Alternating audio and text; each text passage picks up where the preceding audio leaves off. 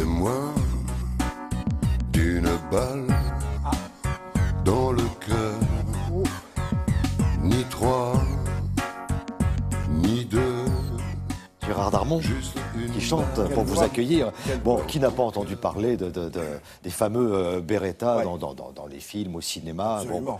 Et puis Beretta, bah, c'est un nom, c'est une histoire, Incroyable. c'est presque une légende. Hein. Bah, presque, oui, absolument. J'ai dit 500 ans, Ouais. ça veut dire qu'il faut vraiment remonter. Bah, on remonte au XVIe Au siècle. XVIe siècle. C'est-à-dire que c'est en 1526 qu'on trouve trace, à la fois dans les archives familiales et puis dans les archives italiennes, d'une commande faite par Venise, la République de Venise, la Sérénissime. Donc les doges vénitiens ont passé une commande à monsieur Bartolomeo Beretta de 800 canons d'arquebuse.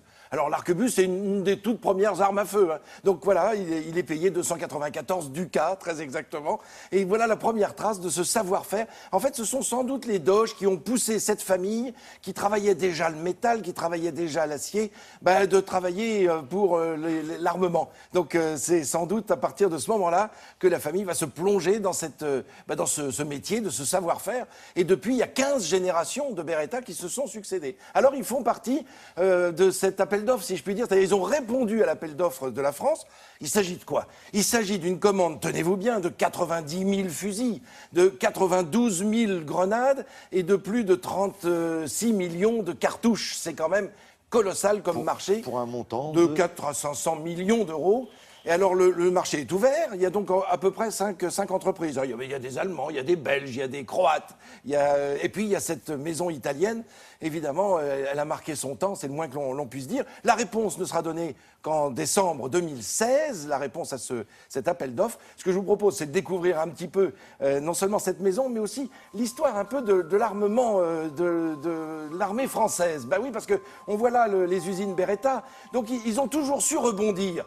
Figurez-vous qu'ils étaient fournisseurs déjà du temps de Napoléon. Donc, ils fournissaient les canons de fusil pour l'armée napoléonienne. Donc en 1815, au moment où Napoléon abdique, on le pousse à sa seconde abdication. Là, on voit la préparation des fusils.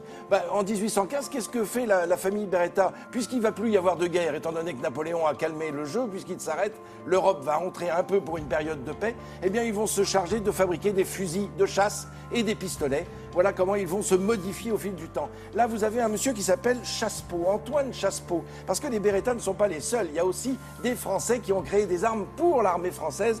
Antoine Chassepeau fait partie de ces hommes-là. Voilà le fameux fusil Chassepeau qui a servi notamment pendant la guerre de 1870 et qui a marqué son temps, évidemment. Ce sont des inventeurs, tout comme monsieur Lebel, le fameux fusil Lebel. Lui aussi est français, lui aussi, on l'a poussé à créer ce fusil que l'on voit là entre les mains d'un zouave.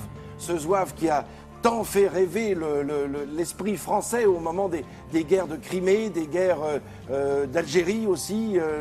Ce zouave qui a parcouru toute la planète pour défendre le drapeau français. Alors voilà, c'est ce fusil que l'on veut changer, le FAMAS. Vous savez, c'est le fusil de l'armée française. FAMAS, ça s'écrit F-A-M-A-S. Qu'est-ce que ça signifie? C'est 5 lettres. Ça signifie fusil d'assaut de la manufacture d'armes de Saint-Étienne. La manufacture d'armes de Saint-Étienne a fermé ses portes en 2001.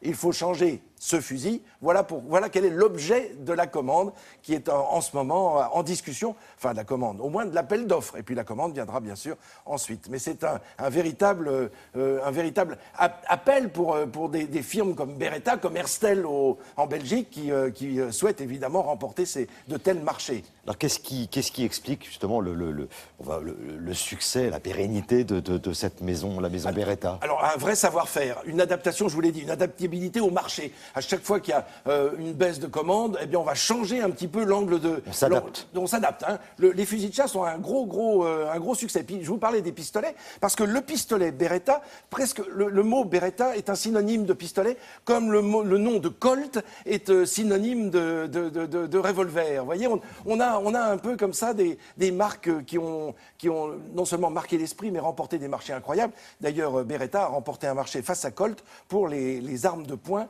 de l'armée américaine et de la police américaine. Donc ça prouve bien quand même que cette maison, si elle perdure depuis 500 ans, c'est la 15e génération, ce n'est pas pour rien. Il y a un vrai savoir-faire dans cette vallée qui se trouve à 1 heure de route de Milan, pour le situer sur la carte de géographie. Le choix sera définitif en 2016. Oui, hein, fin c'est ça 2016, nous dit-on. Voilà, pour un montant de 500 millions d'euros. 500 millions d'euros. Il Voilà. y a du pognon en jeu. Hein. Et bon, on en reparle un petit peu plus tard, Frédéric. Il y a du blé en jeu. Plaisir. Hein.